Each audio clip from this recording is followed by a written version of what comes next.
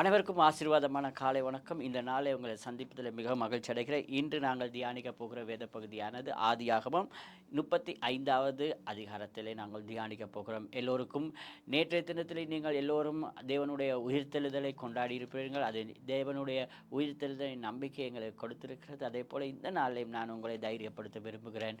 தேவன் ஒரு வாக்குத்தத்தத்தை கொடுக்கிறார். அதாவது யாக்கோபுக்கு தேவன் ஒரு வாக்குத்தத்தத்தை கொடுக்கிறார். என்னவென்று சொன்னால், யாக்கோபு என்கிற அவனுடைய நாமத்தை மாற்றி அவனுக்கு இஸ்ரவேல் என்கிற ஒரு நாமத்தை அவர் தேவன் கொடுக்கிறார். அது மாத்திரமல்ல, இஸ்ரவேல் என்று சொல்லும் பொழுது அதுக்கு பின்பதாக அநேக வாக்குத்தத்தங்களை, அநேக ப்ராமிஸ்களை ஆண்டவர் அவனுக்கு கொடுக்கிறதை நாங்கள் பார்க்கிறோம். அநேக ஜாதிகள் உன்னிடத்திலிருந்து பிறப்பார்கள், தேசங்கள் உன்னிடத்திலிருந்து பிறப்பும், ராஜாக்கள் உன்னுடைய பரம்பரையிலிருந்து வருவார்கள் என்று தேவன் தீர்க்க தரிசனமாக வாக்குத்தத்தங்களை கொடுக்கிறார். அதே போல பிரியமானவர்களே, யாக்கோபுடைய வாழ்க்கையை இன்று நாங்கள் பார்க்குறோம்.